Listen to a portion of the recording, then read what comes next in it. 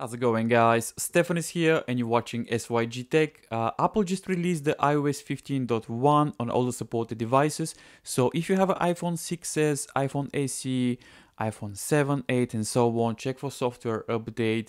This update is very important because many people had some issues with their iPhone 13 devices.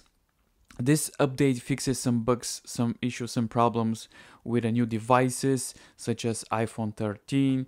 So let me show you. As you can see, iOS 15.1, the software update is not massive. It's around 450 megabytes, but this varies on your device. So this is an iPhone 6s. So as you can see, nearly 450 megabytes, which is not a lot. I took a screenshot before the update. So as you can see, the iOS takes about 6.85 gigabytes, as you can see properly here, and also system data is nearly 4 gigabytes. And pretty much this is the same. So if you go to settings and if we go to memory, and pretty much the same, this update didn't took any memory. As you can see, it's pretty much the same, 6.85 and 3.75 system data, which in my opinion this is good.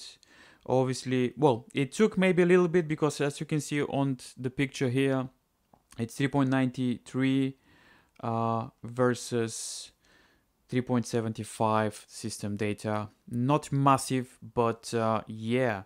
So pretty much this update fixes some bugs, problems, some issues like I mentioned with the iPhone 13 users, iOS 15.1, and some of the issues that people had on this iOS 15 before was, as you can see here, fixes some issues. iPhone 13 has a problem. They cannot unlock the iPhone 13 with the Apple Watch. It basically fixes some issues with this update, which in my opinion it's very good for iPhone 13 users. For iPhone 6s, SE and so on, basically it doesn't bring any new features. But if you had any issues with the iOS 15, let me know in the comments down below. I'm gonna do further future videos about SE as well, so I'm gonna do a couple of tests. So be first to subscribe and turn your bell notifications, otherwise you'll miss the video. So as you can see, iOS 15.1, the previous version was iOS 15. I did a couple of videos already, so I didn't have any issues, any slowdowns with my iPhone 6s. The battery was okay, but overall the iOS 15 is running pretty good on these older devices such as iPhone 6s. So let me know in the comments down below if you had any issues with your iPhone 6s. So I'm very happy to do these videos for you guys. So if you enjoyed this video, please make sure to like it and subscribe. The next video probably will be the iPhone SE first generation. So I'm going to do a couple of speed tests as well. So be first to subscribe if you're not already. So this was a just quick video about the iPhone 6s with the iOS 15.1.